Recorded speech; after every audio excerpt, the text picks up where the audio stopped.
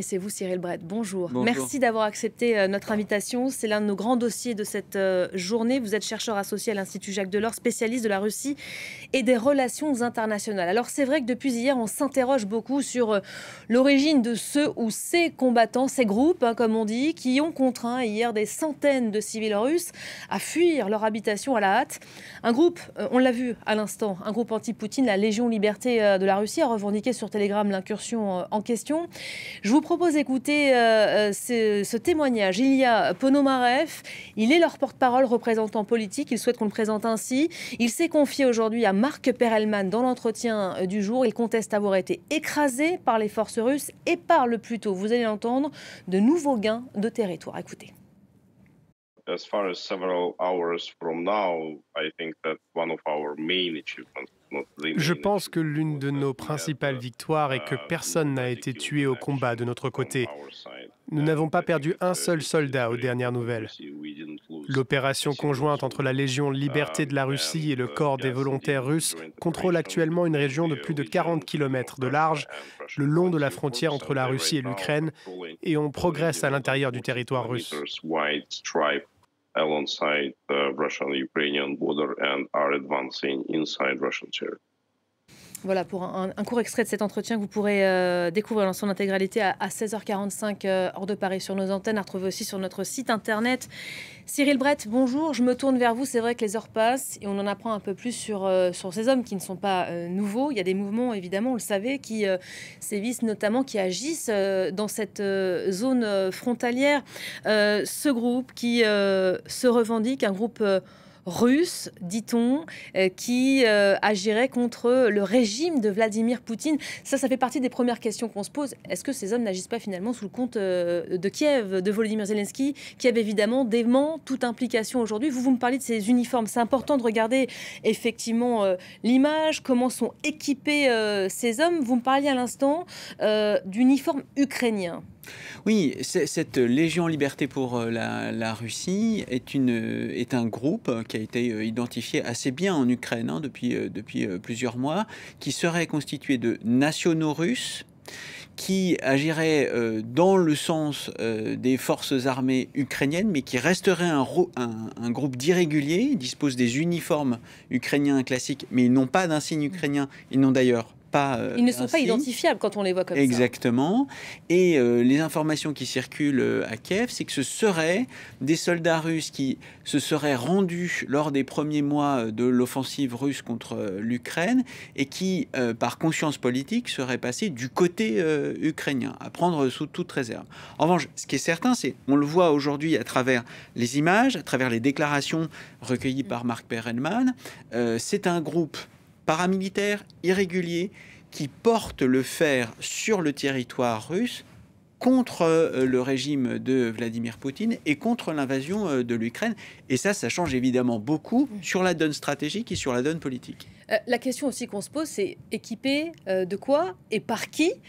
On a vu hier, alors au départ, on nous parlait d'une simple incursion. Ça s'est étalé quand même sur 2 jours. On a parlé d'intenses bombardements qui ont quand même contraint 9 localités russes à évacuer. Ce n'est pas rien. C'est d'ailleurs l'incursion la plus importante depuis le début de ce conflit. Oui, on n'en est pas à la première incursion en territoire russe. En revanche, de cette ampleur-là, oui, que ce soit réel ou non, 40 km carrés contrôlés, donc dans cette zone qui est entre la Biélorussie et le bassin du Donbass, c'est important. En tout cas, dans la communication militaire et dans la communication politique, les pouvoirs publics ukrainiens et le camp ukrainien dans son ensemble essayent de montrer que la Russie est vulnérable sur son propre territoire et attaquée par ses propres ressortissants. Ce qui fait que ça change complètement la narration en fait de l'invasion russe en Ukraine.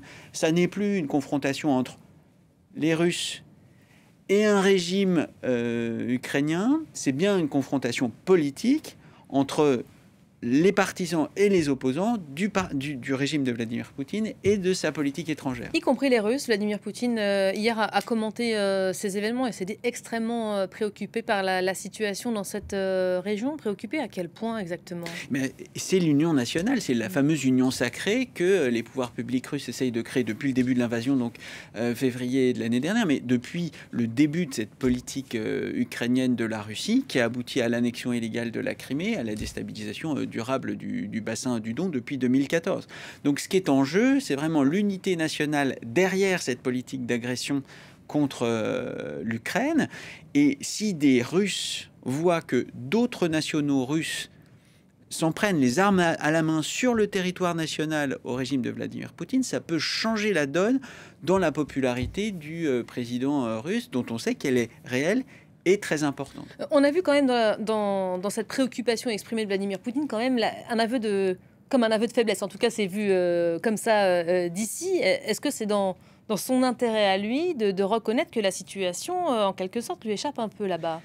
À court terme, oui, puisque ça justifie une mobilisation supplémentaire. À long terme, non, dans la mesure où je suis à peu près sûr que la propagande russe va diffuser des messages selon lesquels, d'une part, ce sont des traîtres à la patrie, d'autre part, ce sont des déserteurs, et enfin, et surtout, et là c'est avéré, ça n'est pas des suppositions, l'origine des 2 corps francs irréguliers qui mènent ces opérations d'incursion irrégulière ont pour origine l'extrême droite russe nationaliste. Donc, en fait... Il y a 2 mouvements, effectivement. Voilà. Donc, l'un qui... La Légion Liberté pour la Russie que vous avez mentionné et le corps des volontaires russes, qui lui a son origine dans les vétérans de la guerre dans le Donbass et qui sont tous les deux très tracés vers les mouvements ultranationalistes et fascisants russes. De sorte que, à moyen terme, la propagande russe va annuler l'effet que ça peut avoir en renvoyant, comme l'avait fait le président russe dans les premiers jours de son invasion, en renvoyant l'Ukraine à un régime néo-nazi.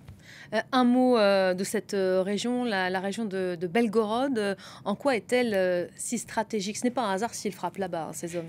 Comme toujours, pour cette guerre, il faut prendre la carte. Au nord, vous avez la Biélorussie, avec des efforts depuis plusieurs mois pour préparer une offensive depuis la Biélorussie qui est au contact de Kiev. Et à l'est, vous avez le Donbass, qui est la région stratégique pour les communautés russes et pour les communautés russophones, et qui, après les revers subis par la Russie, devient le principal but de guerre, maintenir la domination sur le Donbass et élargir cette domination. Et ce que fait cette opération, qui n'aura pas de résultats militaires qui vont changer la donne, c'est de montrer qu'entre ces 2 zones, eh bien, le territoire national russe est vulnérable. Donc c'est fait pour fixer des forces sur le territoire russe au moment où les 2 grandes offensives de printemps se profilent. Vulnérable et en même temps, je vais me faire l'avocat du diable, on montrait hier ces images de nos confrères de la BBC, ces cartes avec ces remparts, on va les appeler comme ça, qui ont été constitués par les forces russes depuis 15 mois.